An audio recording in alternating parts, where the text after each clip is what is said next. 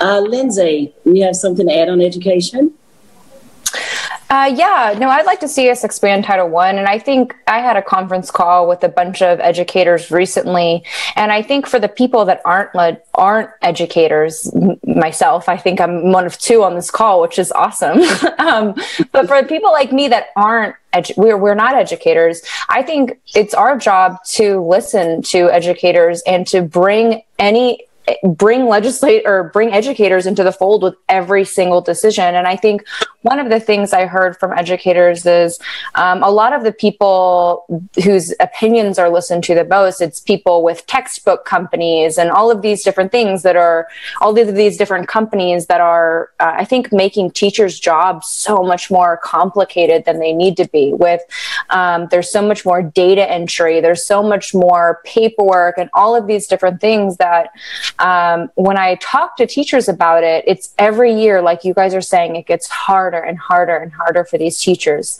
And then even for retired teachers, every year their benefits are changed, they're cut, they're getting, they have worse insurance. Every year it feels like we are treating teachers worse and worse and worse.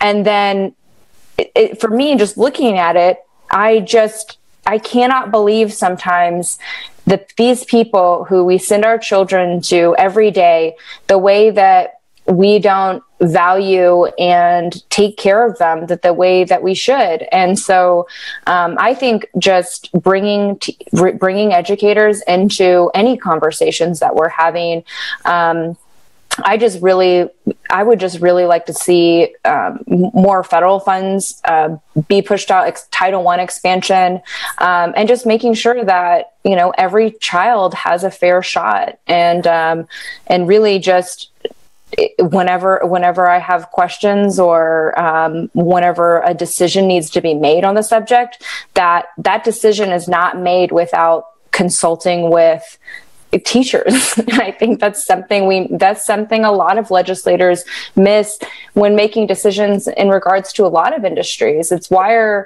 I just sometimes feel like if you're making a decision that's going to affect, parents, kids that are on Medicaid, why I feel like these legislators are making these decisions without even taking into account what we're doing to the people that these pieces of legislation affect. And so I think just electing people who actually care, who actually genuinely care about people in their district. I mean, that's what it all comes down to for me, is electing people who are good and